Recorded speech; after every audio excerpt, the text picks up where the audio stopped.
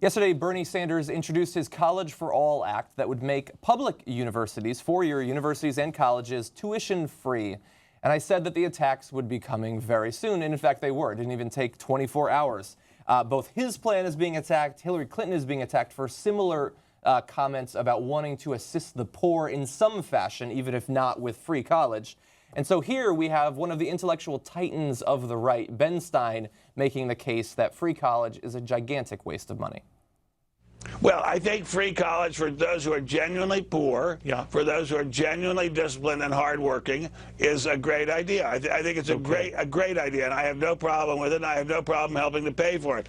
But 4 years of smoking the neon green chronic and being paid for it by a taxi driver or by a worker on a factory floor or by a farmer, no thank you. I think what we need... Well, look at the time here, Ben. Look at the time. But, Ben, I'm just curious. But look, college for most of these kids today is just a chance to get high. Or a lot, not most of them, but a lot of them. Boy. Why are we going to subsidize it? Yeah, so complete waste of money. Now, Bernie Sanders would say that this is an opportunity to both help them to achieve something with their life, perhaps make them ready for jobs either here or abroad that they wouldn't otherwise have the skills for, while also stimulating our economy in a massive fashion. No, it's actually just so that they can smoke weed while being subsidized. You know, I think we picked the wrong clips from this. I mean, I hear what you say. Those are funny. But like he said, there's never been a time in history where the poor were made rich by making the rich poor. Yes. Right? Attacking Hillary Clinton in that case, yes. Right. Which is, of course, not what... I mean, is that was that what Obama's been doing? Because the rich have just attacking exactly. The rich have gotten richer. Yeah. So I don't know quite what they're complaining about there.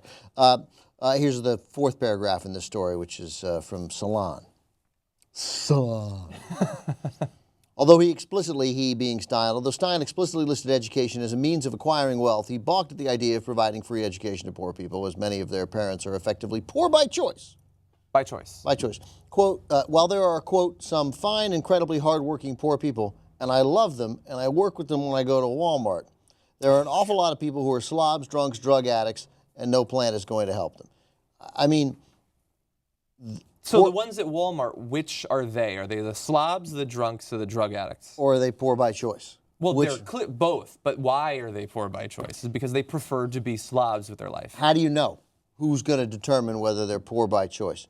He added, if you took all the money and gave it to the dumber people who are way below the poverty line, so the poor people are the dumb people. Just so we're clear. Yes. Because if you're poor, you're definitely dumb, which explains a lot of the warped way the right is thinking. I used to like this guy because he's funny. You know, he was funny in movies, lines written by other people.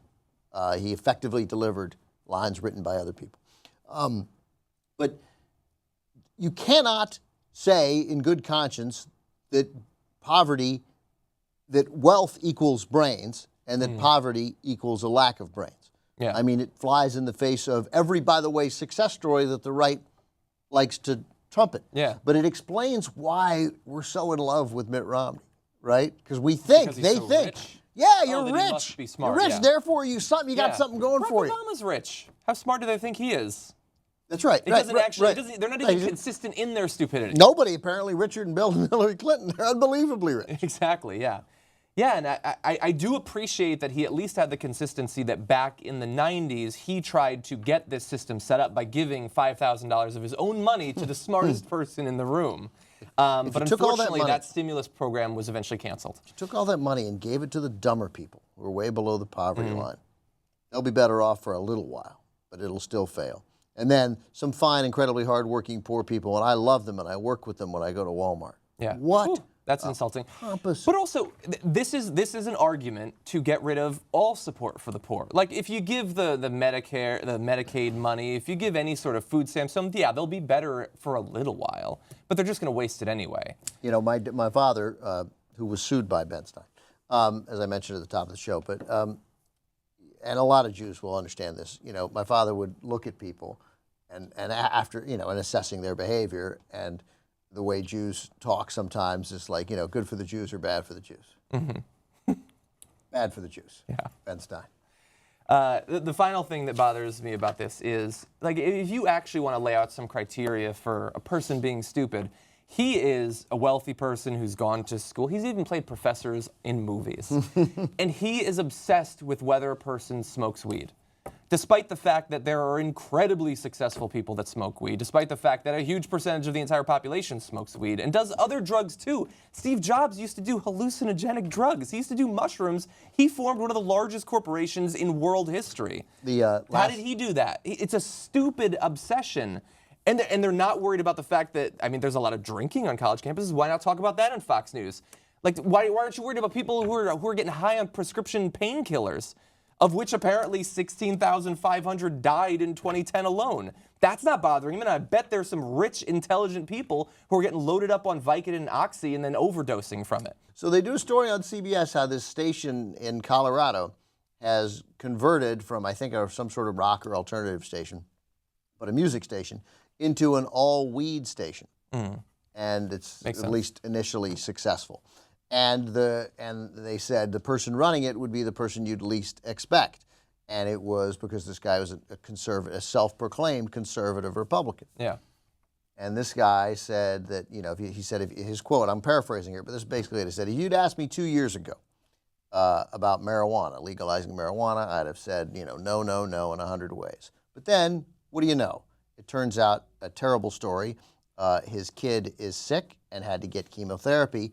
And he was so incredibly sick from either the disease or the treatment that he said given a synthetic weed, the guy said within 12 hours he was better. Yeah. Like he was great. And he was like, wow, this is That'll great. change your opinion pretty fast. So I'm thrilled that the kid got it, and that's clearly a loving father, like many of us who would do anything for their kids. Most of us who would do anything for their kids. Why does it take something happening in your family to give you one frickin' ounce of empathy? Did it not occur to you?